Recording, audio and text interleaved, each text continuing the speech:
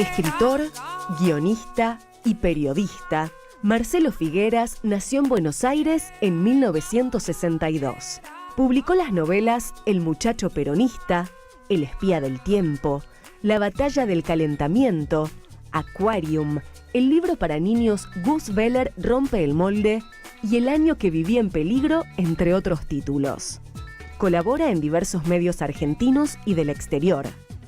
Fue editor del suplemento Espectáculos y Cultura de Clarín, director de la revista Viva y corresponsal de guerra del conflicto palestino en Israel. Figueras tiene también un estrecho vínculo con el cine. Escribió para Marcelo Piñeiro los guiones de su novela Kamchatka, Plata quemada de Ricardo Piglia, Las viudas de los jueves de Claudia Piñeiro y los guiones de las películas Peligrosa obsesión y Rosario Tijeras. Su obra fue traducida al inglés, francés, alemán, holandés, ruso y polaco. Señoras y señores, con nosotros, Marcelo Figueras. Bienvenido. Gracias. Muchas gracias.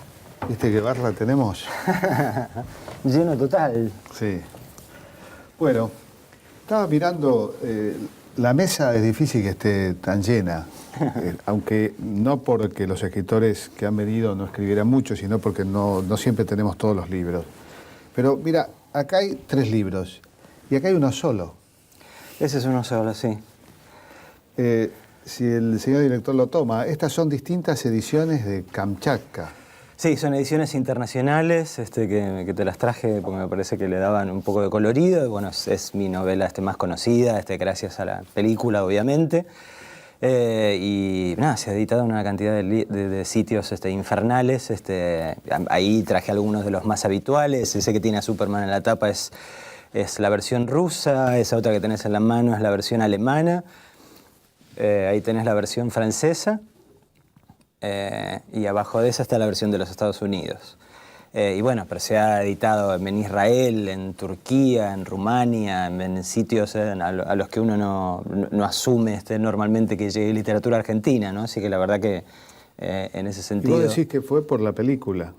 No en ese caso, no porque ahí en general, o sea, porque la película no... en Rusia... No, ahí la película no ha llegado, creo que tuvo que ver en este caso en particular con el hecho de que la novela fue muy bien recibida, sobre todo en Alemania y todo, y ahí en general, viste cómo son las cosas, cuando algo repercute en algún sitio que es considerado importante para la cultura como Europa, o sea, de repente hay, digamos, las ondas concéntricas que se van generando hacen que llegues a sitios que a uno le parecen insólitos, ¿no? Pero bueno, la verdad que la vida internacional de Kamchatka ha sido muy, muy maravillosa. ¿Y el juego es conocido en esos lugares? O con otros nombres. Por el tema del código, ¿no? Con otros nombres. Qué sé yo, en el mundo de habla inglesa es el Risk, que quiere decir riesgo, la versión del TEG. Y básicamente el mapa es más o menos lo mismo, y Kamchatka sigue siendo una especie de país en sí mismo, aunque todos sabemos que no es un país como tal, es una península que forma parte de lo que hoy es Rusia, ¿no? Ex Unión Soviética, pero es como todo el mundo internacionalmente lo asocia con el juego, más allá de que el nombre del juego cambie de acuerdo a los lugares. Claro, es un territorio, digamos, que ocupa en la ficción un lugar distinto, ¿no? Y lo territorial siempre determina. Inevitablemente, inescapablemente, ¿no? ¿Y cuál fue tu primer territorio? Y el barrio de Flores, diría. Compartimos. Sí. El territorio del barrio de Flores, porque era de esos casos en los cuales toda la familia, no solo yo, sino mis abuelos por los dos lados también vivían en el barrio de Flores, obviamente ir a la escuela enfrente de la plaza, entonces era como el primer territorio pequeño, y ya después cualquier otra cosa implicaba casi una aventura, ¿no? O sea, ver en la secundaria llegar a Caballito, por ejemplo, era como irse al extranjero o poco menos, ¿no? Pero claro, en un territorio bien barrial, ¿no? Bien bajo, donde todavía se podía jugar en la vereda y tener aventuras en los árboles y caminar o tomar el 92 para ir al colegio, para lo de los abuelos. ¿Dónde estudiabas? En una escuela, la escuela número 19, Distrito Escolar 12, creo, si no me acuerdo mal, que era Leandro Alem, que está justo enfrente de la Plaza Flores. La misma escuela que fui yo. ¿En serio? ¿Fuiste al Alem? No sabía eso, sabía Casi del barrio, pero... Podemos cantar el himno de la escuela. Fui al Alem, sí, la escuela donde fue mi padre también. Ajá. Que viste, es una escuela que está en Fray Cayetano y Yerbal. Exacto. Y que es muy curioso, porque cuando uno da la vuelta, hay otra escuela, el Urquiza. Exactamente. Y que uno mira y dice, pero si es el mismo edificio, ¿por qué hay dos escuelas primarias? Parece ser, me permito contar esta leyenda porque está a la altura de una ficción literaria, que hubo un tiempo, los años 20, en que había que darle trabajo a un director y no había escuela. Entonces se creó una escuela, se le creó una escuela a medida poniendo una división y entonces nace el Urquiza como segunda escuela. Pues el Alem fue primero, ¿sí? Y después el Urquiza. El Alem fue, yo no estoy seguro cuál fue de los dos primero, pero lo que quiero decir que ambos, Urquiza y Alem, conformaban una sola escuela. Y de una escuela de la cual, digo una escuela por eso, pública, de la cual yo tengo el más maravilloso de los recuerdos, ¿no? O sea, digamos, antes del gran desastre de los 70 hasta los 90, o sea, de la destrucción de la educación pública, digo, donde yo recuerdo haber tomado contacto con Cortázar por primera vez. ¿Tuviste a Musitani de maestro? No. ¿Ibas a la tarde o a la mañana? Iba a la mañana. A la mañana. En realidad era doble jornada. Claro, vos fuiste en tiempos doble jornada, vos sos más joven. Y nada, después en mi primer contacto con la mitología griega, o sea, mi maestra leyéndome Los venenos de Cortázar en quinto grado,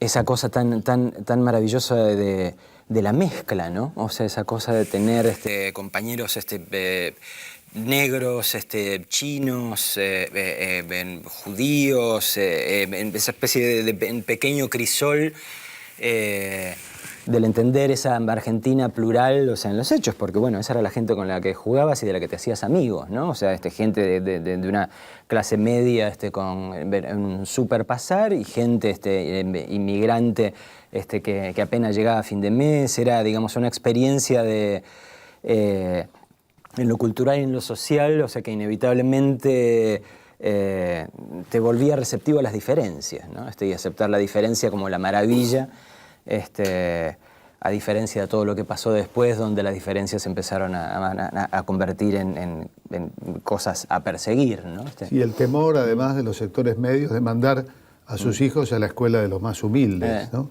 Que es cierto, yo recuerdo perfectamente que en la escuela había distintos sectores sociales, desde chicos que eran de familias, hijos de profesionales de clase media alta, y de pronto otros chicos que venían de sectores muy, muy humildes, ¿no? En mi época todavía sectores humildes que tenían que ver con la inmigración europea, no solo con la inmigración latinoamericana. ¿Y tu familia, cómo era? Y mi familia tu familia de entonces, ¿no? Porque tenés una familia... Sí, mi familia típica, así, inmigración española, el Figueras, o sea, que es el Figueres catalán, y mezcla de gallegos, de Orense y ese tipo de cosas por los dos lados, ¿no? Se nota las cejas que compartimos. Pero ahí tiene algún árabe en el medio hay, digo, y algún criollo en el medio también hay metido, obviamente. Pero muy así prototípica de lo que era la clase media de esa época, o sea, más bien gorila, ¿viste? Esa cosa de no poder entender el fenómeno del peronismo, en ese sentido, así por eso, familia media prototípica de la descendencia europea, ¿no? ¿Y la escritura cómo aparece en tu vida, en tu vocación? ¿Qué leías? ¿Qué te motivaba? Mira, supongo que en buena medida es mérito de mi madre, o sea, por su gran biblioteca y porque amaba leer. yo no recuerdo algún momento en mi vida donde yo no haya deseado ser escritor, o sea, más allá de alguna fase inevitable en la cual uno pensó en ser astronauta o ese tipo de cosas, siempre quise escribir historias, ¿no? Y tenía esta cosa así también como muy marcada, o sea, mi vieja era la fanática de la literatura, del cine, de la música, la cuestión artística, o sea, como muy claramente por el lado de mi vieja. Y mi viejo, que era dentista, que llegó a ser vicedirector del hospital de Seiza, durante muchos años, incluido el 74, cuando fue... el 73, cuando fue la masacre. El 73, cuando yo fue... estuve en el hospital ese día, sí. El 20 de junio de 1973 vino Perón por segunda vez y le cuento porque hay muchos jóvenes en la audiencia. Y bueno, allí hubo un episodio tremendo donde se enfrentan sectores de la derecha peronista con sectores de la izquierda peronista y hay más de un centenar de muertos. Y la mención al hospital tiene que ver con que allí fueron a parar muchos de los heridos. Yo recuerdo haber ido a dar sangre allí a ese sanatorio. Y mi viejo, mi viejo que era dentista, o sea, algo que yo nunca imaginé hacer en mi vida, o sea, no era algo que yo entendía como vocación, digo, esta cosa de hurgar en las bocas de la gente, la verdad que no lo comprendía por ese lado, más allá de que me encantaba tener el consultorio en casa porque me facilitaba jugar a, o a Ladrón sin Destino, que era una serie de ese momento, entonces mi viejo tenía donde metía el instrumental y todo que parecía una caja fuerte, o jugar al espacio con el sillón del dentista para subir y bajar. Esa era la única, nave espacial, la única ventaja, pero más allá de eso, lo que yo percibía de mi viejo, que me llevó al hospital infinidad de veces cuando laburaba, era su alegría en el laburo. Él era feliz laburando, y feliz laburando en el hospital, y qué sé yo. Siempre digo, tengo esta sensación de que me quedó el arte por el lado de mi vieja, y la felicidad del laburo, el sentirme verdaderamente feliz escribiendo o filmando, lo que demonios sea, de mi viejo, ¿no? La pregunta que muchos se hacen, porque hay mucha vocación artística, hay mucha gente, muchos jóvenes tienen hoy, jóvenes y no tan jóvenes, tienen hoy el deseo de escribir. Y sobre todo, escribe mucho más gente de la que publica, ¿no? ¿Cómo se te abrió el camino a esa vocación? Mira, por un lado, yo sabía desde chico que lo que quería era contar historias. Me gustaba por eso escribir ficción, me encantaban las historietas, o sea, yo hacía mis propias historietas, las dibujaba y las escribía, o sea, me encantaba el cine. Ahora, ten en cuenta, o sea, yo termino la secundaria en el 78, 1978, o sea, mitad de la dictadura. Ni siquiera me planteaba estudiar cine porque todas las escuelas de cine que habían existido habían sido cerradas, entonces se convertía prácticamente en una imposibilidad por ese lado. Y la verdad es que no sentía deseos de estudiar formalmente letras. Entonces, bueno, mis viejos sabían que yo quería ser escritor y fue la típica escena, bueno, nos encanta, perfecto, nos parece que sigas tu vocación, pero ¿de qué vas a vivir, no? Y ahí apareció el periodismo, digamos, como una idea de que, bueno, era algo que en algún sentido me iba a permitir contar historias y tener contacto con el mundo y con la gente, ¿no? A pesar de que era un momento, como digo, muy complicado y tampoco había demasiada escuela o demasiada universidad de periodismo, ¿no? Digo, yo terminé yendo de Flores, iba a la Universidad Nacional de Lomas de Zamora, que era la única, digamos, universidad nacional que tenía... ¿Cuántas semejanzas? Yo estudié en la Universidad de Lomas de Zamora, ¿no? En el año 74, 75, que fue la primera. Fue la primera facultad, la primera universidad que tenía la carrera de comunicaciones en el conurbano. Claro, y ni siquiera tenía sede, así que yo iba, o sea, ni siquiera a Lomas de Zamora, que me quedaba más cerca, o sea, tenía que ir a sedes de Temperley y a Drogué, que todavía eran más lejos, y de noche. Y aún así era claro, con el contexto del país en dictadura, era una carrera así como extraña, en el sentido como muy centrada en cosas muy puramente académicas, y nada que tuviese demasiado que ver con la calle, ¿no? Digo, yo me acuerdo de compañeros, o sea, en tercer año de la facultad estudiando periodismo, y que ellos decían, adelante de los profesores, que no leían el diario, que lo único que leían el diario eran los chistes, o sea, la parte de humor y de historieta. Era un poco contradictorio estudiar periodismo en un contexto en el cual se prefería que no supieses nada de lo que estaba pasando, de lo que había pasado, ¿no?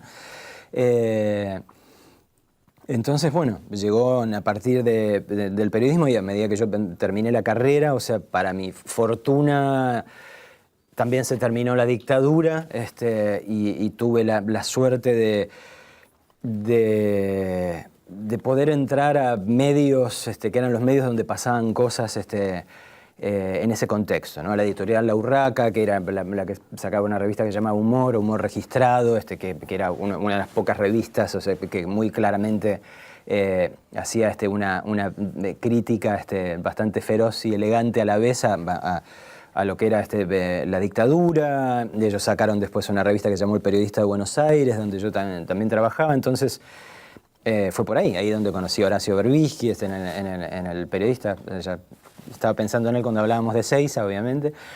Claro, él tiene un libro que claro, que relata ese día. Y ahora estoy escribiendo una biografía de Leonardo Fabio, así que estoy otra vez de vuelta con él. Y bueno, llegó un poco por ahí. Y me conocí a la gente, y ahí haciéndole una entrevista conocí a Juan Forn, a principios de los 90, que él era el editor de Editorial Planeta, y había una colección que se llamaba Biblioteca del Sur, donde empezaron a salir, digamos, nuevos autores argentinos. Fue donde Rodrigo Fresán publicó Historia Argentina por primera vez. O sea, bueno, cantidad de gente. Guillermo Sacomano publicó Bajo Bandera. Y ahí tuve la suerte de que Juan me contratara para mi primera novela, que se llamaba El Muchacho Peronista, ¿no? El Muchacho Peronista. Acá, lo primero que quiero mostrar, señor director, es la foto. Parecía Harry Potter antes de Harry Potter, sin la cicatriz en la frente, ¿no? Sos un clon de Harry Potter. Es una novela extraña, es una novela... yo te aclaro que yo no soy crítico literario, lo último que soy es crítico de nada. A mí me sorprendió mucho la novela, sobre todo hay un bueno, no sé cómo contarlo, porque viste, cuando uno lo cuenta, pero uno puede contar, pero aparece, no voy a decir lo que le pasa. Vamos a hablar de eso, sí, porque si no hablamos de eso. ¿Por qué es El Muchacho Peronista? ¿Por qué se llama El Muchacho Peronista? En realidad el título en sí fue una invención de Juan Forn. Mi intención, obviamente, cuando uno se toma en serio esta cuestión de la literatura, yo tenía un título original más poético, o sea, para mí se llamaba Un barco lento hacia la China, que es una expresión que en inglés significa morirse. O sea, tomarse un barco lento hacia la China, si lo decís en inglés, significa eso, significa morirse. Y Juan empezó a leer la novela y dijo, no, hay que ir directamente a los bifes. Esta novela se llama El Muchacho Peronista. Bueno, es la historia de un chico que digamos, en los comienzos del siglo XX, o sea, se escapa de su casa, o sea, con una intento de búsqueda de una aventura, básicamente de salir de esa batonía, de esa medianía del barrio de Flores de la década del 30. Se sube a un tren y ahí se encuentra con una especie de rufián, muy hijo de Arlt, rufián polaco, un rufián polaco de apellido Tardeschi, que para mí era una forma de homenajear al Tardeschi de Ricardo Piglia en Respiración Artificial, que había sido una novela que en los 80 de la dictadura para mí había sido muy importante, ¿no? Y en el medio, bueno, se suben a un tren, llegan para el lado de Junín, y en el medio de todo esto se encuentran con un coronel Perón, que en ese momento, en 1938, todavía estaba muy lejos de ser el Perón que todos nos conocemos. Bueno, y ahí pasan cosas que en todo caso dirás vos o no. Pero también tenía para mí parte de la aventura.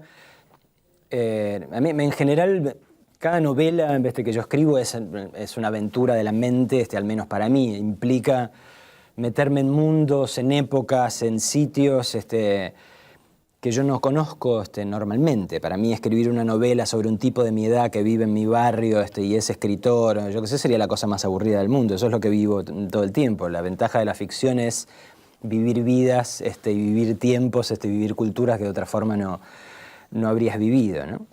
E investigando al Perón de esa época descubrí un personaje maravilloso que es el de Aurelia Tizón, que es la primera mujer de Perón, que nadie, o sea, en general, o prácticamente nadie sabe que Perón tuvo otra mujer antes de Eva, obviamente. Potota. Potota le decían, y que ella murió de cáncer también. de lo mismo que murió Eva Perón. Exacto. Lo cual hace sospechar que Perón podría haber tenido el famoso HPV, ¿no? Por lo menos una sospecha. El muchacho peronista, hay un personaje, acá hay una premonición única, pocas como esta en la literatura argentina. El personaje Calabert, que cuenta esta historia de su niñez, de grande llega a ser...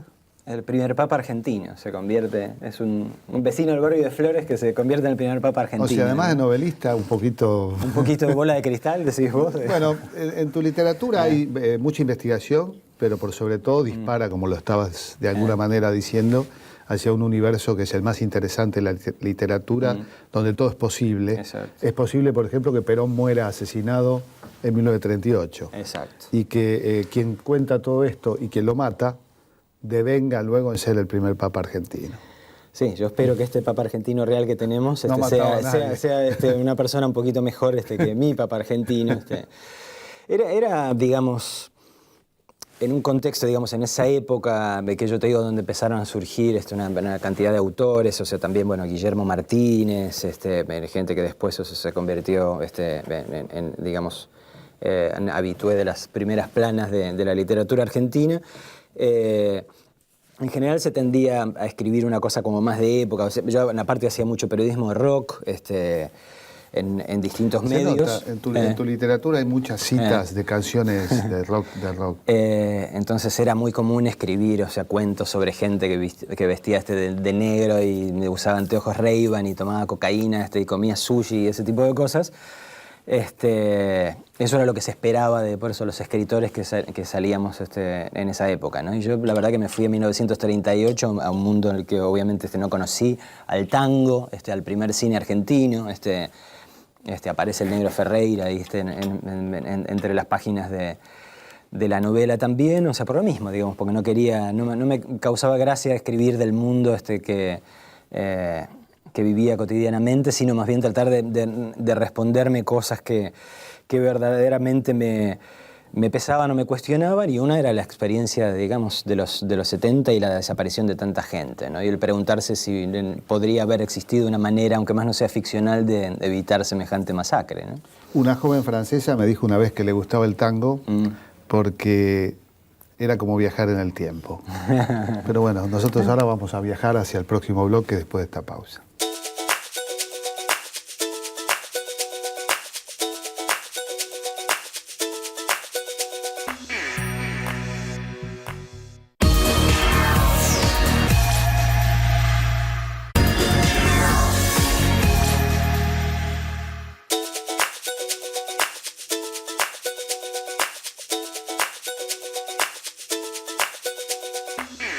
Uno de los materiales más interesantes de tu literatura tiene que ver con estos personajes como el muchacho peronista o la niña de la batalla del calentamiento, no me acuerdo ahora el nombre, Miranda, que son como... Bueno, el caso de Miranda es una hechicera, ¿no?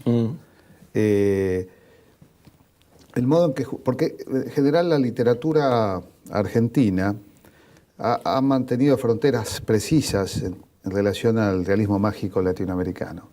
Pero hay un poco de realismo mágico en tu literatura.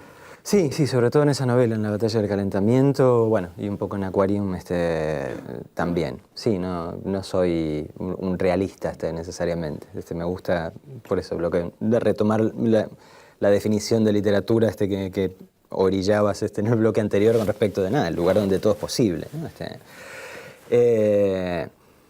Y en este sentido supongo que por eso tiendo mucho también a la presencia de niños. Tengo una amiga que siempre me carga diciendo cuando voy a escribir una novela en la cual no haya niños metidos de alguna manera, ¿no? Y lo que pasa es que a mí me parecen una figura maravillosa como símbolo de lo mejor y lo más fuerte que tenemos, ¿no? Con los niños tenés esta cosa de que nada los quiebra. O sea, pueden pasar por la peor de las circunstancias, pueden sobrevivir un bombardeo y al otro día estar jugando entre las ruinas y convirtiendo los despojos en puentes y los escombros en castillos. Y los grandes no, los grandes nos quebramos más fácil. O sea, cuando algo nos pasa a determinada altura ya no nos recuperamos. Y los niños no pierden nunca esta capacidad de juego, ¿no? Digo, esta remera que tengo, La noche del cazador, también es una peli maravillosa en la cual hay dos niños metidos en el medio y en un momento un personaje dice algo como los niños son nuestra parte más resistente, ¿no? Y entonces, para cualquiera que haya vivido en una parte de su vida en un momento tan tremendo como lo que fue la dictadura en este país y todo, para mí creo que mi alma sobrevivió más o menos intacta porque todavía era un niño y porque todavía podía tomar determinados elementos y asumir determinadas crueldades de la misma manera en la que uno asume las crueldades de los cuentos de hadas clásicos, ¿no? Claro, hablar de la dictadura en literatura es un tema complejo. No es casual tal vez que muchos escritores contemporáneos de la dictadura hayan recurrido al policial. Claro. Ahora vos recurrís a la mirada infantil. Sí. Es como una suerte de intermediación. Es un tema como que si uno lo toca directamente, uno necesita como un guante para tocarlo. Y aquí hay un niño más que un guante, ¿no? Yo me acuerdo mucho cómo fue el proceso de Kamchatka, ¿no? Porque esto, digamos, la idea original surgió en conversaciones con Marcelo Piñeiro, el director de cine, con quien yo a esa altura del partido ya le había hecho Plata Quemada, una peli que se llamó Plata Quemada, y estábamos buscando basada en un libro... Era una novela de Piglia. Y estábamos buscando una manera, por eso, un guante, para decirlo como vos lo decías, o sea, cómo hablar todavía de la dictadura en un momento que era muy claro, en el cual daba la sensación de que nadie quería volver a hablar de la cuestión, ¿no? O sea, estaba bien tapado, estaba todo amnistiado, y así parecía estar bien, ¿no? Y nosotros teníamos esta sensación de que todavía lo que había que decir y lo que había que asumir era inmenso, lo que había que desenterrar era inmenso, y estábamos buscando una forma que no espantase a la gente, una forma de presentarle una historia atractiva per se en sí misma, que le permitiese mirarse en este espejo deformado de una ficción sobre los 70, ¿no? Y lo primero que se nos ocurrió era una historia que en realidad empezaba donde termina Kamchatka. Es decir, Kamchatka, la que se conoce, o sea, termina en el momento en que los papás dejan a los niños en manos de los abuelos para que los cuiden y ellos vuelven a la militancia política para después desaparecer. Entonces pensamos que era una película que eran el abuelo y el niño, y Harry. Y empezamos a pensar que iba a ser de una tristeza intolerable, o sea, porque ahí el fantasma del padre desaparecido y del hijo desaparecido iba a ser intolerable para nosotros. Y ahí empezamos a pensar, ¿y por qué no el antes? Si todos los niños, el mecanismo esencial del juego del niño es pretender ser otro, ya sea ese otro Maradona, un cowboy, los Power Rangers, quien demonios sea, digamos, o sea... O un piloto espacial en el sillón del dentista. Del dentista, claro, digamos, o sea, o los juegos de las niñas, también siempre pretendiendo ser otra. Si ese es el mecanismo esencial, y un día viene tu papá a decir, bueno, ahora nos vamos a ir a vivir a otro lado y nos vamos a cambiar de nombre y vamos a tratar de ser personas distintas de las que somos y no hay que decírselo a nadie. Entonces ahí eso generaba una posibilidad de juego, es decir, o sea, estos chicos están viviendo en una situación terrible, es decir, tienen que escapar de la persecución militar, tienen que estar clandestinos, tienen que, o sea, asumir otra personalidad, y entonces después del primer momento de resentimiento de Harry, decir, yo quiero seguir viviendo en mi casa, seguir teniendo mis cosas y seguir viendo a mis amigos, encontrar el mecanismo del juego, ¿no? Digo, bueno, ok, estamos viviendo como si fuésemos una familia de espías, e inventándonos una historia, y eso generaba una posibilidad de hablar de todo esto y permitir que los personajes pudiesen jugar y pudiesen reír, y entonces que Kamchatka, más allá del final inevitablemente triste, porque ves una historia que no había forma de injertarle un final feliz, o sea, que todo su tránsito fuese un tránsito de maravilla a través del juego y a través de lo que era, o sea, recordar los últimos días vividos con sus padres, ¿no? Ha sido, bueno, un escritor que ha tenido relación con el cine, pero también con el periodismo. De alguna manera, Kamchatka es el resultado de tu relación con el cine, pero Aquarium es más bien resultado de tu relación con el periodismo, ¿no? Sí, fue el resultado de la experiencia de haber ido a cubrir para una revista española lo que fue la segunda intifada, o sea, el segundo alzamiento del pueblo palestino contra Israel. Y en algún sentido terminé ahí por culpa de la literatura también, o sea, porque mi amiga, la directora de la revista española, sabía que yo tenía una historia que quería escribir en una novela, que tenía que ver también con un hecho histórico, un avión inglés que se estrelló en 1946-47 en la cordillera de los Andes. Un Lancaster. Exacto. De pasajeros, sí. Que entonces, se encontró hace poco. Hace relativamente poco, sí. Entonces, en ese avión, manejado por un piloto, un veterano de la guerra inglés, donde había un correo del rey inglés y todo, qué sé yo, había un empresario palestino. 1948 era esto. Yo decía, ¿qué hacía un empresario palestino en un avión inglés viajando de Londres vía Buenos Aires hasta Chile? Entonces le había comentado a esta amiga, digo, no, yo quiero ir a Israel y a Palestina un momento porque en realidad quiero hacer una investigación, digamos, no quiero construir a mi palestino vía libros o vía internet, o sea, necesito el perfume del lugar. Y cuando estalló la segunda intifada, ella me dice, bueno, hagamos un negocio fáustico. Yo te mando ahí a que hagas un artículo sobre lo que está pasando y vos haces tu investigación para la novela. Lo que viví ahí fue tan increíblemente enloquecido que terminé escribiendo una novela que contaba esa experiencia y todavía no escribí nunca aquella novela que tenía que ver con el avión que se estrelló, ¿no? Digamos, los momentos más increíbles o que parecen más fantásticos de la novela son exactamente los momentos más reales que yo pasé en el mes y pico que estuve cubriendo el enfrentamiento del ejército israelí contra las fuerzas, por llamarle de alguna forma, absolutamente informales de los palestinos, ¿no? Digo, esta cosa de estar en una casa de palestinos en un balcón tomando el té mientras ves bombardear la colina del otro lado y ves los fuegos rojos. Hay un hecho tremendo que es pequeño, es un detalle de la novela, no está obviamente en el motivo núcleo, que es cuando para entrar a un supermercado una señora mayor deja su Glock, su arma. Y entra. Y antes de entrar dejan su arma. O sea, es un pueblo armado, es una sociedad espartana, enfrentada a otra. Bueno, es una vivencia. Y Aquarium es una novela donde el protagonista, hay varios protagónicos, pero el protagonista es argentino. Sí. Que es un psicoanalista. Es un psicoanalista argentino, es un psicólogo forense, acostumbrado a trabajar con gente en las cárceles, en prisión, que está casado con una chica judía de Buenos Aires, cuyo matrimonio colapsa, y su mujer, como forma de poner distancia, lo que hace es llevarse a los hijos a Israel, y entonces él decide ir a buscarlos con tan mala leche que cae justamente en este momento, ¿no? O sea, cae en el momento que estalla la intifada y digamos que la vida se convierte en una vida todavía más militarizada que de costumbre e infinitamente paranoica, ¿no?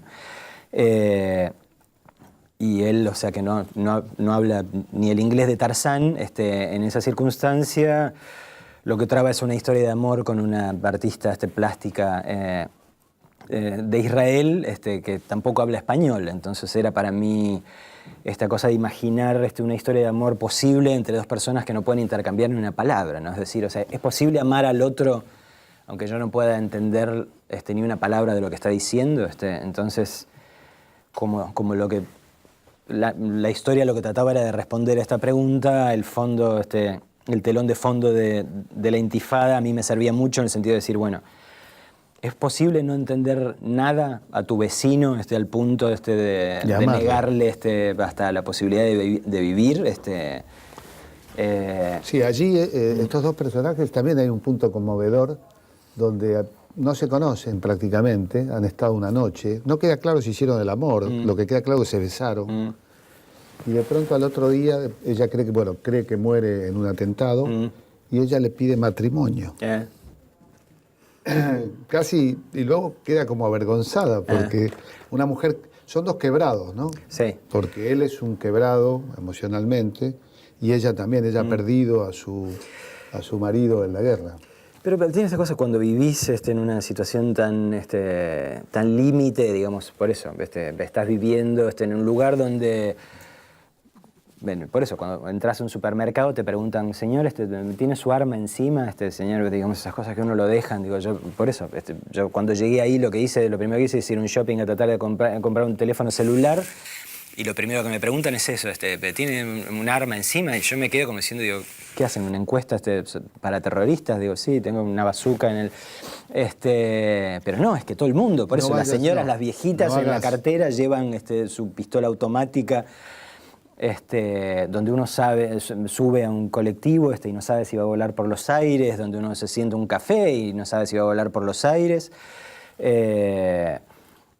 Digamos, nos pasó esta cosa de ir, por eso, a una casa en el lado palestino, bombardeada, de cruzarnos, entrar, esta cuestión, tienen unas bombas incendiarias muy particulares, entonces vos llegás a las casas y las casas por afuera están perfectamente perfectas.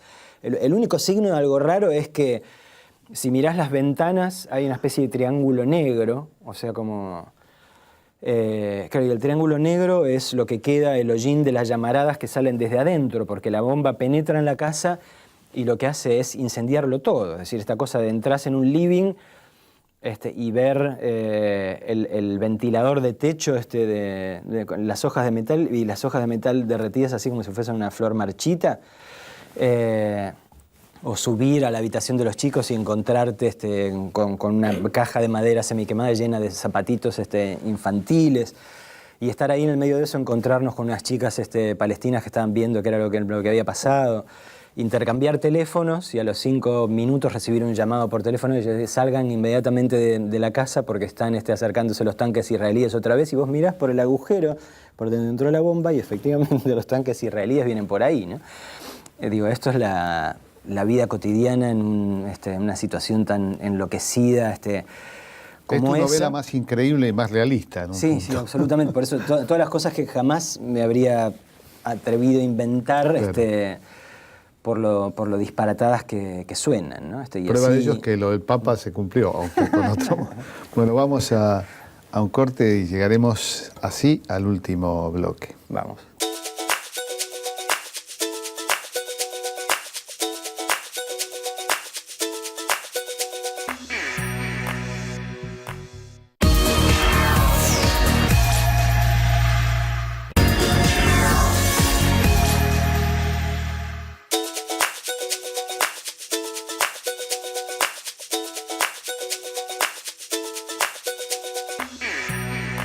Bueno, seguimos conversando con Marcelo Figueras.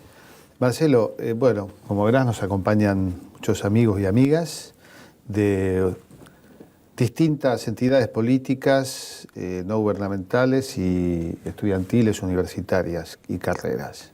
La ONG Vientos Limpios del Sur, la Juventud de Patria Grande, la Rosadita, la Asociación Civil 6 de Agosto, Peronismo Militante, estudiantes de periodismo de TEA y la carrera de imagen y sonido de la UBA.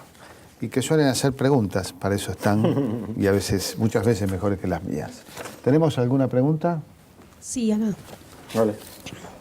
¿Qué tal? Mi nombre es Noelia y quería preguntarte cuál es para vos el interés que se le da en la sociedad a la literatura y a los escritores argentinos. Yo creo que es menor que el que debería tener en la sociedad argentina de los últimos 20, 30 años. Pero creo que parte de la culpa esencial de esto la tienen ni las editoriales, ni los medios, sino los escritores. O sea, los escritores argentinos, y obviamente asumo la parte que me pueda tocar. Yo tengo la sensación de que después de la dictadura, la enorme mayoría de los escritores argentinos tienen una especie de terror, pánico a cualquier cosa que tenga que ver con la realidad. no porque haya que ser realista, no porque haya que escribir una versión ficcionalizada de la sección de policiales de un diario, sino porque en los últimos 30 años de la historia argentina hemos vivido cosas tan terribles y maravillosas, o sea, que deberían ser la materia de la cual todos los escritores deberíamos estar abrevando todos los días. Fíjense cómo la gente de los Estados Unidos, los escritores, los cineastas, etcétera, etcétera, inmediatamente recogen cualquier cosa de su historia, no importa que hayan pasado muchos años o muy pocos, y la transforman en materia narrativa. Recogen las preguntas que tienen que ver con lo que está ocurriendo en su país, o sea, los grandes interrogantes, las grandes dudas, los grandes dolores, ya sea el 11 de septiembre o la guerra de Vietnam o lo que demonios sea, y lo convierten en una ficción que interroga y se interroga con respecto de, bueno, en qué clase de país vivimos, hacia dónde va nuestro país, qué clase de tiempo es que nos tocó, ¿no? Y yo creo que los escritores argentinos han, en buena medida, esquivado el cuerpo a esto, ¿no? Y yo la verdad que lo lamento. Lo lamento porque han contribuido involuntariamente a enajenarse de su público natural. Argentina es uno de los pocos países en los cuales ya hace muchos años los libros de no ficción venden mucho más que la ficción, cuando en general en todos los otros países, tanto de América Latina como del resto del mundo, los libros de no ficción, es decir, los que hablan de hechos concretos, políticos, históricos, etc., venden mucho, pero la ficción vende tanto o más. Nosotros no, y yo creo que por lo menos mi explicación es por el hecho de que la gente compra libros de no ficción porque necesita entender el país en el que está viviendo. Y la literatura, una de las funciones que debería tener, no la única, ni la primera ni excluyente, debería ser podernos ayudar a entender un poco mejor el mundo que nos ha tocado vivir y el país que nos ha tocado vivir. El día que digamos la mayor parte de los escritores vuelva a asumir esto, creo que vamos a volver a tener otra vez la figura del escritor popular, como en algún momento lo fue, bueno, tanto Cortázar como Osvaldo Soriano, etcétera, etcétera, el escritor en el cual la gente encuentra un referente, alguien que habla de las cosas que nos preocupa y no alguien que habla de cosas que le preocupan a muy pocos. En tus tiempos, que continúan... Gracias por la aclaración. No existió un Boedo Florida, esa dualidad, pero sí existió una polémica, como dos corrientes, ¿no? Los babélicos, de la revista Babel, y los de Biblioteca del Sur. Y Biblioteca del Sur. Era un poco... Claro. ¿Había alguna diferencia digna de ser destacada? ¿O? No, había, digamos, sí una diferencia respecto de esto en este sentido, es decir, bueno, la literatura solo tiene que preocuparse de las cosas que le preocupan a la literatura, o la literatura es algo que no ocurre en el vacío y que ocurre en un contexto histórico, cultural, al que de una forma u otra refleja. ¿No pensás que uno de los problemas de la literatura contemporánea argentina es que hay excesiva preocupación por la forma y más que por el relato? O sea, como que creo que está en el arte en general, es decir, la búsqueda de la originalidad por encima de la búsqueda de la profundidad. Yo creo que por suerte en las generaciones de escritores más jóvenes esto ya no es así. En escritores como Félix Brusone o como Oyola o como Samantha Schweblin, creo que esto no está. Que están hablando de su mundo y de su lugar de maneras muy distintas, ¿no? O sea, Samantha muchas veces a partir de cuentos que están entre lo fantástico y lo absurdo, etc. Félix siendo más realista en algún sentido. Lo que sí me da la sensación que todavía están sufriendo esta cosa de que se supone que ser ambicioso está mal. La ambición de escribir una gran novela que lo comprenda casi todo, qué sé yo, que en otras épocas era como el mandato, ahora se supone que esto está mal, que hay que escribir sobre cosas muy fragmentadas y muy chiquititas y yo creo que esto es válido, sí, pero también es válido tratar de así como lógico, puede haber una película de cámara con 2 personajes y está muy bien que exista, digo, ok, que exista, pero yo necesito también que exista la película en CinemaScope, así como Doctor Zhivago, Lores de Arabia o Juan Moreira, volviendo a Fabio, que cuestione mi existencia de otro lugar, ¿no? Sí, a tal punto es así. Yo pensaba, vos trabajaste con un director exitoso, un director que supo llegar al público. Casi todas sus películas fueron exitosas en términos de público y con alto nivel de calidad. Pero fue recurrente en la crítica utilizar como un elogio el concepto de no es pretenciosa esta historia. Eso es que como, es lo que como vos un decís. elogio, ¿no? Un elogio, decir, o sea, como si, a ver, Fellini era pretencioso, que yo sepa, me parece que Miguel de Cervantes Saavedra también, me parece que Borges tiene una gran pretensión. O sea, ¿qué es eso? ¿Qué significa no ser pretencioso, que es hablar sobre qué? O sea, no hay una influencia de cierta escolástica que transforma a quienes deberían formarse como escritores en críticos más que en escritores. Yo creo que tiene que ver con eso. Y se vuelven sí. autocríticos de tal modo que es imposible avanzar, ¿no? Y eso pasa en el cine también y pasa en la crítica de cine. Bueno, obviamente vos lo tenés que tener claro al respecto, ¿no? El mismo Fabio lo padeció, ¿no? O sea, cuando Fabio hacía películas en blanco y negro, que parecían películas europeas, aunque hablaran, aunque fuesen filmadas en Mendoza, yo qué sé, Fabio era un genio. Cuando Fabio empieza a hacer películas en color, o sea, de una ambición popular, como el Moreira, como el Nazareno Cruz y el Lobo. Gatica. Bueno, y Gatica después era como, bueno, esa es como una etapa menor en Fabio. Al contrario, digo, la etapa más perfecta de Fabio, donde mezcla la excelencia formal para retomar el concepto de forma que vos decías, y está llegando a todo el mundo, es decir, está conmoviendo a todo el mundo, entreteniendo, haciendo pensar a todo el mundo. No es que uno tenga que quedarse, claro, escribo para 4 y me quedo cómodo porque, claro, los que me entienden son los únicos 4 inteligentes. Digo, no, la gente también necesita en alimento en el alma como cualquiera, ¿no? Y para mí en ese sentido Fabio es como la síntesis más perfecta, de lo más excelso en lo artístico y al mismo tiempo con una emotividad y una capacidad de sentir empatía con el común de la gente, con el pobre, con el marginado, con el distinto, que me parece un modelo que en algún sentido yo hoy siento faltante, ¿no? Yo siento que necesitamos Fabios, no solo en el cine, sino en la literatura también. Comparto, Fabio es un gigante. Otra pregunta. Hola, mi nombre es Héctor Kopp de la ONG Viento Limpio del Sur. Mi pregunta es, ¿qué novela elegirías adaptar al cine? ¿De las mías o de otros? ¿De las suyas u otras? Sí, has adaptado novelas de otros, ¿no? Sí, en general, bueno, Salvo Kamchatka ha adaptado novelas de otros. Te lo decía recién en el corte, me gustaría, hay una que se llama La Batalla del Calentamiento, que es una historia que yo quiero mucho, de la que él mencionaba, esta niña Miranda, que tiene ciertos poderes extrasensoriales, es una suerte de cuento de hadas, donde hay figuras así como muy dadas, como la niña de maga, como el gigante, etcétera, etcétera, mezclada con la cosa cruel nuestra de las consecuencias de la dictadura, ¿eh? Sin contar un lobo que habla en latín. Un lobo que habla en latín, claro. Es muy linda.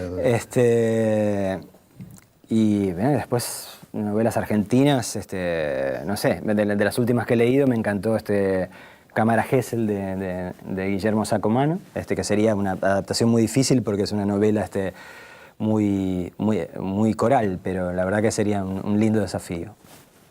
Bien, otra pregunta. ¿Quién está? Hola, Hola. soy Yamila Salinas. Mi pregunta es, ¿cuál es el texto que más te costó escribir y por qué? El texto que más me costó escribir, te diría que fue mi segunda novela, una novela que se llamó La espía del tiempo, porque me pegaron tanto con el muchacho peronista, hubo una crítica en particular, así que a mí me hizo sufrir mucho en el diario Clarín, donde yo por otro lado estaba trabajando. O sea, había empezado a trabajar en Clarín en ese momento y era mi primera novela y yo estaba así desesperado por a ver si iba a salir la crítica en el suplemento Cultura y Nación, que era el suplemento de cultura que existía en ese momento. Y la crítica fue tan cruel, en todos los demás lados me trataron bien en La Nación, me trataron bien en todos lados. Que claro, te genera una inseguridad tan grande que tardé 10 años. ¿Quién te hizo la crítica? Porque, no, pequeña venganza. Sí, ¿estás seguro? Sí, de que sí. Vicente Batista. Vicente Batista. Sí. Muy bueno, estuvo acá con nosotros. Por eso te decía si estaba seguro que quería que te lo dijera. No, totalmente. Nada, fue muy cruel, digamos. Pero ¿será que el muchacho peronista produce inquietud el tema de matar a Perón? Porque es como uno se pregunta, ¿por qué? ¿Qué sentiste vos cuando? ¿Por qué sentiste la necesidad de que el personaje mate a Perón? Bueno, lo que te decía antes yo he leído algún reportaje tuyo en torno, pero me gustaría que nos cuentes. Digamos, no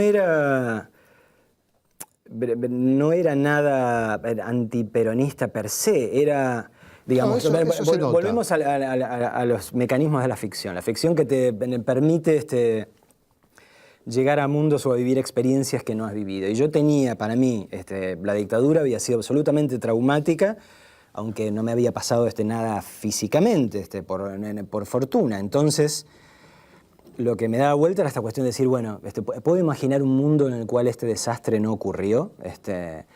¿De qué manera, qué hecho podría haber ocurrido que hubiese evitado la masacre de los 70? Entonces, con un pensamiento absolutamente simplista, supuse que, bueno, que si Perón no llegaba a ser Perón, a lo mejor no pasaba lo mismo. Está claro que si no hubiese sido Perón, de cualquier forma habría habido una izquierda joven, como lo había en todo el resto de Latinoamérica. Hubiera pasado algo parecido. Hubiese pasado porque algo... estaba en la naturaleza de los represores y Exacto. no de los reprimidos. Entonces era para mí decir, bueno, a ver, ¿puedo imaginar una manera en que nuestra historia se salve de este desastre? Pero creo que en todo caso... Un ejemplo es Colombia, ¿no? Que no tuvo un Perón. Que la muerte se produce allí el asesinato de Gaitán, claro, en el año 48, o sea que nunca llegó Gaitán a hacer algo parecido a Perón, porque no gobernó, y Colombia ha tenido más de 500.000 de muertos como consecuencia de los hechos posteriores a esa muerte. Yo creo que de todas maneras no tuvo algo que ver con lo político. No, sí, se nota, la novela está como un hecho. Es un hecho irreverente que a mí no me gustó. No, de la crítica, digo. O sea, creo que más bien tenía que ver con el hecho de que venía esta colección que se llamaba Biblioteca del Sur. Había sacado el libro de Rodrigo Fresán, había sido un éxito. Después Juan Forn había sacado su propio libro que se llama Nadar de Noche, que tiene unos cuentos maravillosos, había sido un éxito. Y después venía otro con F, el tercero con F, decía, basta de estos chicos jóvenes que sacan libros y son exitosos, hay que acabar con ellos, y a mí me tocó, digamos, el lugar del tercero, decir el límite. O sea, yo con alguna gente... Yo necesito un gran respeto y admiración y me gusta cómo escribe Vicente. Pero de alguna manera, bueno, este rol de crítico y escritor es difícil, ¿no? Sí. Es muy complejo. Bueno, una última pregunta. Sí, ¿qué tal? Hola. Soy Eva de Peronismo Militante. Yo quería preguntarte sobre tu forma de escribir. ¿Esperás que la inspiración llegue o te sentás a escribir y van apareciendo las ideas? Yo creo que por suerte tengo la formación del periodismo a ese respecto. Es decir, el periodismo no puedes estar esperando que llegue la inspiración, o sea, tenés un deadline, un cierre que tenés que respetar. Entonces, en mi caso, más bien lo que se aplica es lo que Horacio Berbisky suele llamar horas culo, ¿no? O sea, te sentás ahí y siempre sale algo. Puede salir algo mejor o peor, pero no creo en esa cosa volada. Creo que la creación desde este lado es puramente artesanal, digamos. Es una materia que vos vas trabajando, cada uno a su forma, y eso es tiempo.